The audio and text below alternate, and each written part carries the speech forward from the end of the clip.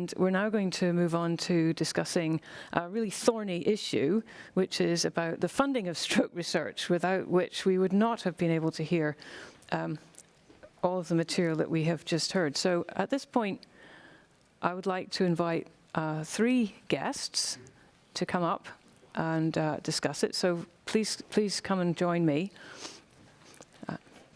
So I'm absolutely delighted to be joined by Mayank Goyal, who's from the University of Calgary, and Thalia Field, who's from the University of Vancouver. And I hope that we also have Peter Rothwell from the University of Oxford.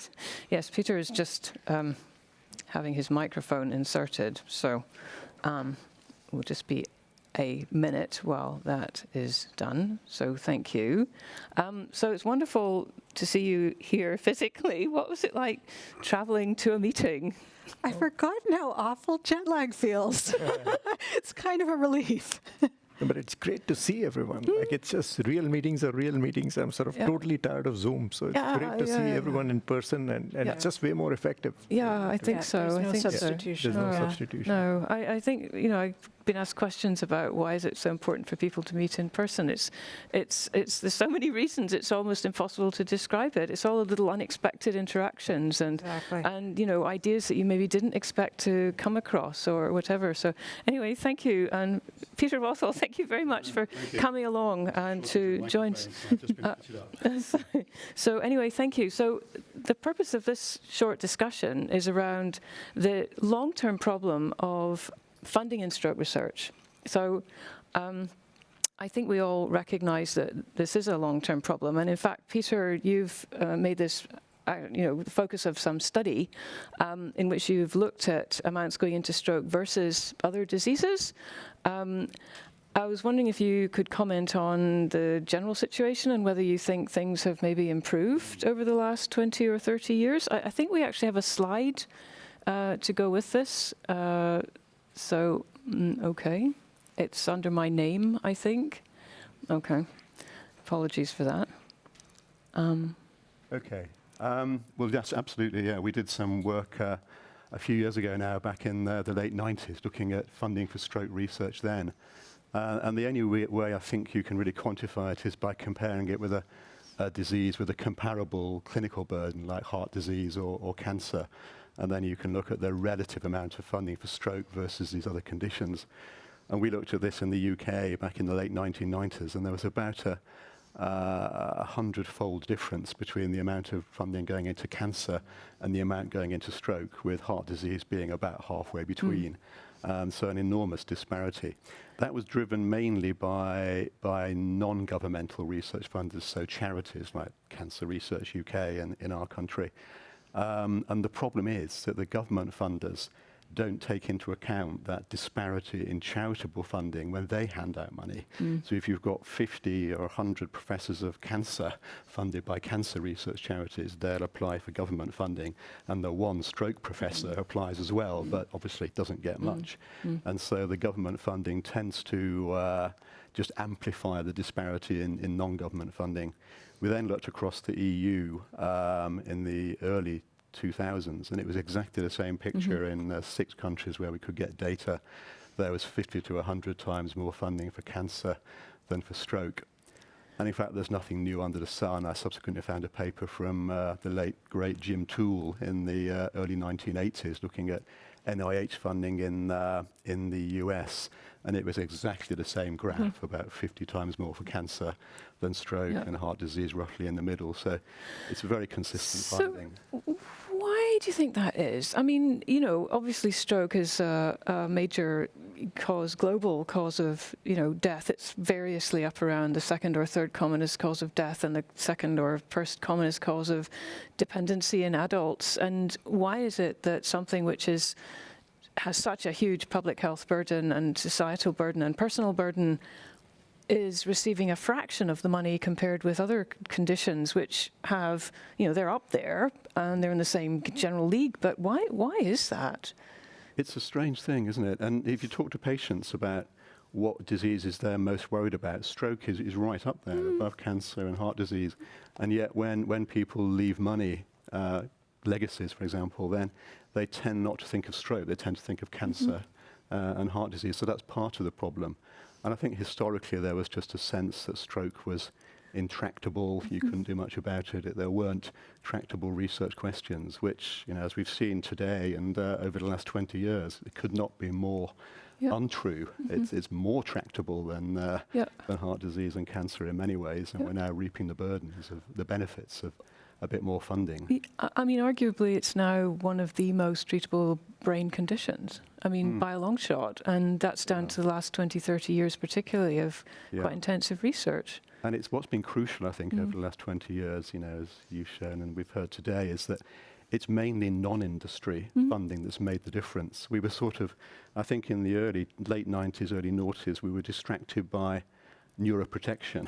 So much intellectual and energy and time went into neuroprotection to try and support the pharmacological approach.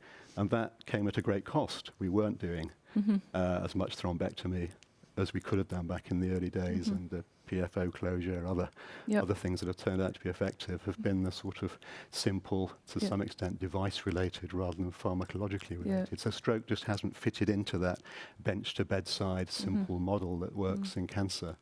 I mean, one thing that always struck me, years ago when I first started doing stroke research and being more involved in stroke was that, if babies didn't cry, then the human race would have died out millennia ago. It's very hard to ignore a crying baby. It's very hard to ignore somebody who's having a heart attack and is in intense pain. It's extremely easy to ignore someone with stroke who frequently cannot speak. They may not be able to make the usual movements. Their whole body language changes. I wonder if there's a lot of psychology in this as well. I think there's also perhaps some psychology in the differences between the psychology of specialties. The cardiologists jump up and down and beat their chests and say, we need money. And I think traditionally stroke has been looked after by neurologists or old age care physicians, and we're just less demanding, I think, and we shout less. And so perhaps to some extent it's our fault. Yeah, maybe. Not having done more. Perhaps having more positive message now will help. You can do something. So just thinking about that, I know, Mayank, you've been giving a lot of thought to ways in which we could try and increase funding, think outside the box, left field. Can you tell us a little bit about what you've been up to and how you think this will help? Yeah, so in addition to everything that Peter said, we also have this other problem of, so to speak, lack of equality in which stroke funding happens. It favors older, more well-established person. It's tougher for women to get funding. There's that aspect. The other aspect is that the traditional granting agencies live in what I call Goldilocks zone, that they want to take issues that are just on the edge of what we know. They don't want to take risk. They want you to repeat sort of stuff that we already know. The third part is that they want to tackle big issues like endovascular thrombectomy. But as an example, if I want to figure out natural history of superior sagittal sinus thrombosis, that's tough to get funding on. So we've been looking at this for a while, and we decided, looking at what's going on in the rest of the world from the perspective of social media, from the perspective of connectivity, how young people think, and what is happening in organizations such as GoFundMe. So we've launched this platform, which we call Collavidence, for collaborative evidence, which is a combination of all these factors put together, where young researchers or old researchers can put in projects. We have a scientific review committee that provides comments, helps them improve. We have even statisticians in our panel who can help from a statistical standpoint. And once the project is mature, it can go over to what we call precision funding, where you can call your grandma or your sister or your high school classmates and say, come support us. And you sort of collect that money, or for that matter, industry, or for that matter, foundations. Any of those people can support. But the beauty of it is not only are you supporting the project, you're supporting the researcher, and you build that personal connection with the researcher, and as a consequence, you're able to accelerate the research. The other thing that is there is we are not necessarily thinking ourselves as competition to NIH or to the traditional agencies. We think of it as complementary, where, as an example, let's say you have NIH funding, but you're a little bit short. You can get additional funding, or you want to get some preliminary data to be able to apply for NIH funding. Those can happen as well.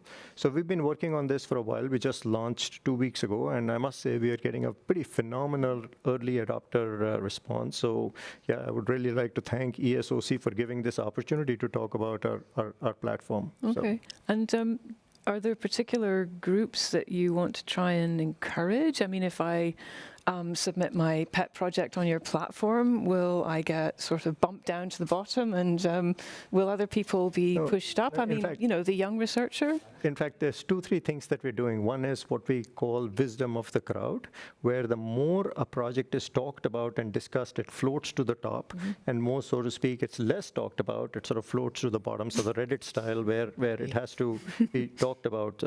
That's one part that is there. But the other part we're using is, many of you are probably familiar with X Prize, which was started 15, 16 years ago by Peter Diamandis.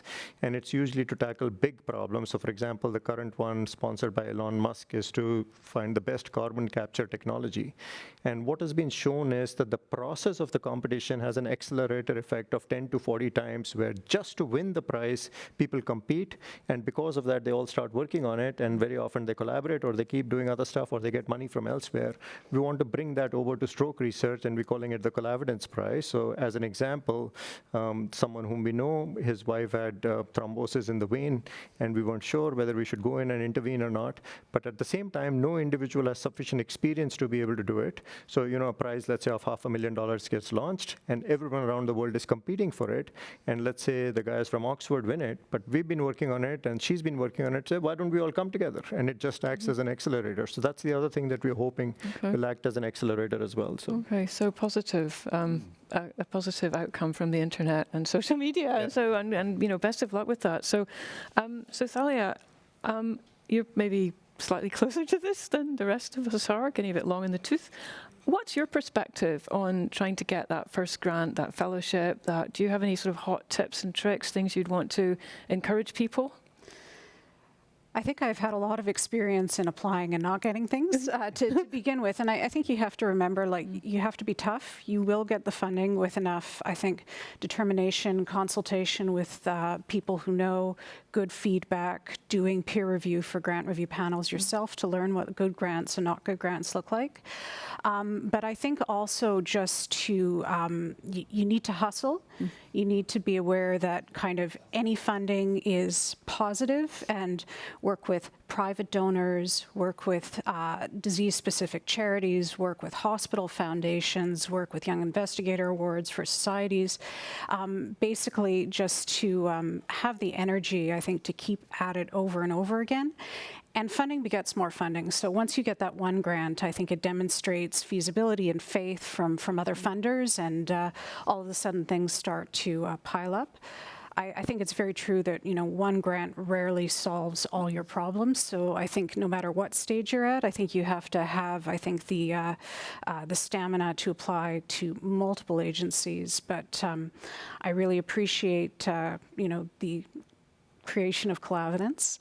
And I think social media in general is a very good idea to spread awareness of your ideas and to contact collaborators in general. And then this is done so in a very mindful and deliberate and peer-reviewed way. And I think it's terrific. Okay, well, listen, thank you very much. I think we probably should draw this to a conclusion there, but thank you very much for all your thoughts, and also just again to thank everyone for coming to ESOC.